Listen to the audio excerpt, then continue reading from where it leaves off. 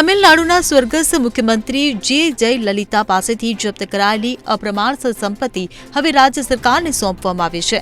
આ જપ્ત કરાયેલી મિલકતોમાં 27 કિલો સોનાના દાગીનાનો સમાવેશ થાય છે, જેમાં 2 સોનાના મુગટ અને 1 સોનાની તલવારનો સમાવેશ થાય છે. આ બધી વસ્તુઓ 21 વર્ષથી કર્ણાટક સરકારના ખજાનામાં રાખવામાં આવી હતી અને હવે તેને સત્તાવાર રીતે તમિલનાડુ સરકારને સોંપવામાં આવી છે.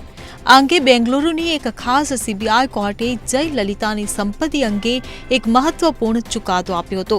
સીબીઆઈ કોર્ટે તમિલનાડુના ભૂતપૂર્વ મુખ્યમંત્રી સ્વર્ગસ્થ જયલલિતાની જપ્ત કરાયેલી બધી સંપત્તિ તમિલનાડુ સરકારને ટ્રાન્સફર કરવાનો આદેશ જાહેર કર્યો હતો.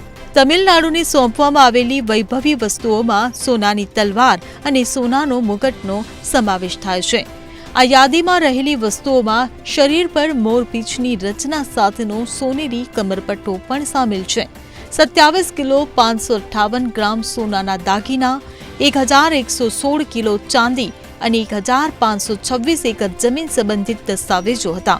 આ બધો ખજાનો કર્ણાટક વિધાનસભાના ખજાનામાં સુરક્ષિત રાખવામાં આવ્યો હતો અને કોર્ટ અને સરકારી અધિકારીઓની હાજરીમાં તેને સોંપવામાં આવ્યો હતો.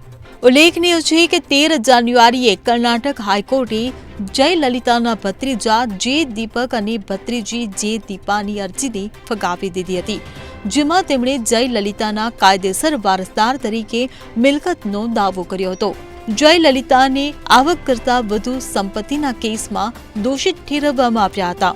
વર્ષ 2016માં હાઈકોર્ટે જયલલિતાના મૃત્યુ પછી તેમની મિલકતો જપ્ત કરવાના નિર્ણયને માન્ય રાખ્યો હતો. જો કે તેમની સામેની કાર્યવાહી પૂરી થઈ ગઈ હતી.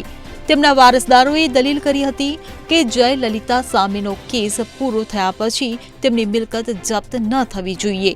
જો કે હાઈકોર્ટે ચુકાદો આપ્યો કે સર્વોચ્ચ અદાલતે અન્ય આરોપીઓને દોષિત ઠેરવવાના ખાસ અદાલતના ચુકાદાને સમર્થન આપ્યું હોવાથી મિલકતની જપ્તી માન્ય છે. Bureau report CN24 news. હવે જુઓ દેશ દુનિયાની તમામ ખબરો તમારી આંગળીના ટેરવે. ઉઠાવો મોબાઈલ અને Google Play Store પરથી ડાઉનલોડ કરો અમારી CN24 ન્યૂઝ મોબાઈલ એપ.